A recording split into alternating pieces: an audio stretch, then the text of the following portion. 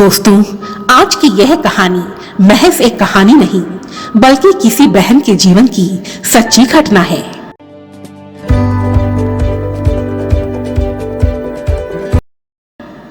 हिंदू धर्म में घर की बहू को लक्ष्मी का रूप माना जाता है। एक बहू अपने माता पिता, भाई बहन सभी रिश्ते नातों को पीछे छोड़कर अपनी आंखों में कई सुनहरे सपने संजोए जब एक नए घर में प्रवेश करती है तो उसका आगमन माता लक्ष्मी के आगमन के समान शुभ माना जाता है।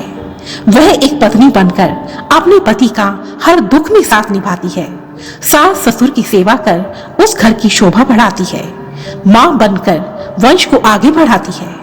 कहते हैं कि जिस घर में एक बहू का सम्मान किया जाता है उस घर में माता लक्ष्मी स्वयं निवास करती है, परंतु जिस घर में एक बहू अर्थात एक ग्रह लक्ष्मी को रुलाया जाता है, उसे बेइज्जत किया जाता है, उसे ईश्वर कभी क्षमा नहीं करते।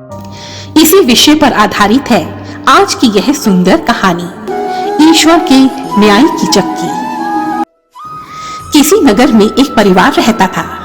परिवार में रहते थे किशोरी लाल और उनकी पत्नी निर्मला देवी, पुत्र अक्षय और पुत्री रेणु। अक्षय उनकी सबसे बड़ी संतान थी। समय आने पर अक्षय का विवाह हुआ। ईश्वर के आशीर्वाद से उसे एक पढ़ी लिखी, सुंदर और गुणवान पत्नी मिली। नाम था रूपा। जैसा नाम वैसा ही रूप।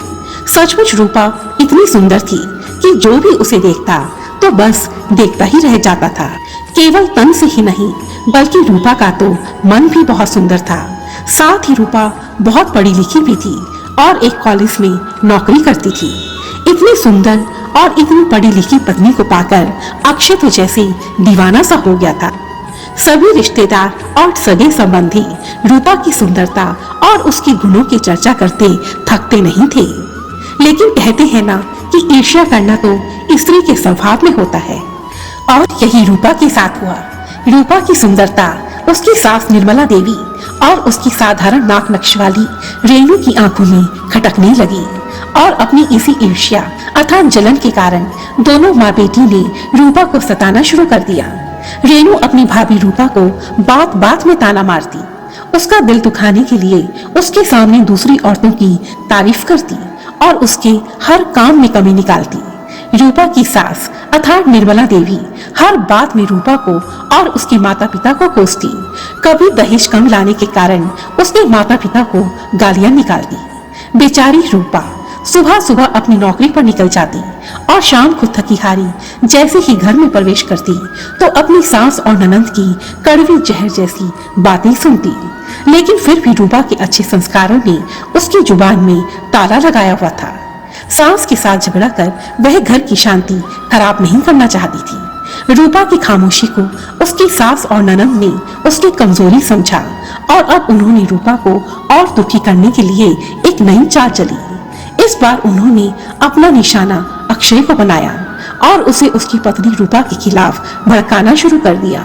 शुरू में तो अक्षय ने इन सब बातों को अनसुना कर दिया, लेकिन कहते हैं कि यदि रोज रोज झूठ को भी अच्छी तरह से थाली में सजाकर पेश किया जाए तो एक दिन वह झूठ भी सच लगने लगता है, और यही अक्षय के साथ हुआ। धीरे धीरे अक्षय भी माँ बहन की बातों में आकर रूपा को इग्नोर करने लगा। बेचारी रूपा सास और ननंद का जुल्म तो सहन कर ही रही थी, अब धीरे धीरे पति का प्यार भी खोने लगी। दिन का समय तो कॉलेज में बीत जाता था, लेकिन शाम को थकी हारी जैसे ही वह घर में प्रवेश करती तो सास ननंद और पति का बुरा बर्ताव उसे पूरी तरह से तोड़ जाता था। और हद तो उस दिन पार हुई जब एक दिन रूपा की सास ने उसके ऊपर चोरी का इल्जाम लगा दिया, और हैरत की बात तो यह थी कि उसका पति अक्षय सब कुछ देखते हुए भी खामोश था। एक औरत का सबसे बड़ा सहारा उसका पति होता है। जब वही अपना नहीं रहा तो रूपा वहां उस घर में किसके सहारे जीती। स्वाभिमानी रूपा चोरी के इस घटिया इल्जाम को सह ना सकी और रोती रोती उस घर को छोड़कर अपने माता पिता के पास चली गई। माता पिता के घर आकर रूपा ने अपनी आंख को एक कमरे में बंद कर लिया। आंसू उसकी आंखों से रुकते ना थे। माता पिता से अपनी बेटी की यह हालत देखी नहीं गई और उन्होंने उसे आगे पढ़ने की सलाह दी। तब रूपा को यह महसूस हुआ कि एजुकेशन ही एक ऐसा जरिया है जिसके सहारे वो अपनी लड़ाई लड़ सकती है। सो उसने IAS की परीक्षा देने की सोची और फिर अपने आप को पूरी तरह से किताबों में डुबो दिया। आखिर रूपा की दिन रात की मेहनत रंग लाई और पहली ही बार में रूपा ने IAS की परीक्षा पास की। अब बतौर IAS ऑफिसर उसकी पोस्टिंग दूसरे शहर में हुई। वह दिन रूपा और उसके माता पिता के लिए बहुत बड़ा दिन था। भीगी आंखों से रूपा ने अपने माता पिता से विदा ली और दूसरे शहर जाकर अपनी नौकरी ज्वाइन की। दिन महीने इसी तरह गुजरते गए और इसी प्रकार 4-5 वर्ष भी बीत गए। कहते हैं कि कुदरत कभी भी किसी का कुछ वापस नहीं रखती। हम जो कुछ भी दूसरों को देते हैं वही एक न एक दिन हमारे पास लौटकर जरूर आता है। निर्मला देवी के परिवार ने जो दर्द रूपा को दिया था अभी उसका हिसाब होना बाकी था। रेनू 36 पार कर चुकी थी लेकिन अभी तक कुंवारी थी। जो कुछ भी उसने अपनी भाभी के साथ किया था वह इस समाज से छिपा नहीं था, इसलिए कोई भी भले घर का लड़का उसे अपनाने के लिए तैयार नहीं था। शादी न होने के कारण रेनू बहुत दुखी रहती और कमरे में बंद पड़ी रोती रहती, ठीक उसी तरह जिस तरह उसने अपनी भाभी को रुलाया था। अक्षय जिसने रूपा के साथ 7 फेरे लिए थे, वही अक्षय रूपा के जाने के बाद बिल्कुल अकेला पड़ गया था। चिंता और स्ट्रेस की वजह से वह अपने काम पर भी ध्यान नहीं दे पाता था और नतीजन उसका बिजनेस धीरे धीरे नीचे आने लगा।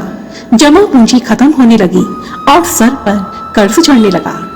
अपने गम को भुलाने के लिए अक्षय ने शराब का सहारा लेना शुरू कर दिया और निर्मला देवी, अक्षय और रेनू की माँ अपने बच्चों की यह हालत देख न सकी और नतीजन वह बीमार पड़ गई और कुछ समय के पश्चात उसने खाट पकड़ ली। अब बिस्तर पर लेटी बीमार और असहाय निर्मला देवी अपनी मजबूरी पर आंसू बहाती रहती, ठीक वैसे ही जैसे उसके घर में कभी उसकी बहू रोती थी। शायद रूपा की हाय उस परिवार को लग गई और वह परिवार पूरी तरह से बर्बाद हो चुका था। रूपा पर जुल्म ढाने वाले आज खुद तड़प तड़प कर रो रहे थे और जुल्मों को चुपचाप सहने वाली रूपा आज IAS ऑफिसर बनकर समाज में मान सम्मान और इज्जत कमा रही थी। यह था ईश्वर का न्याय, यह था उस परम शक्ति परमात्मा का न्याय।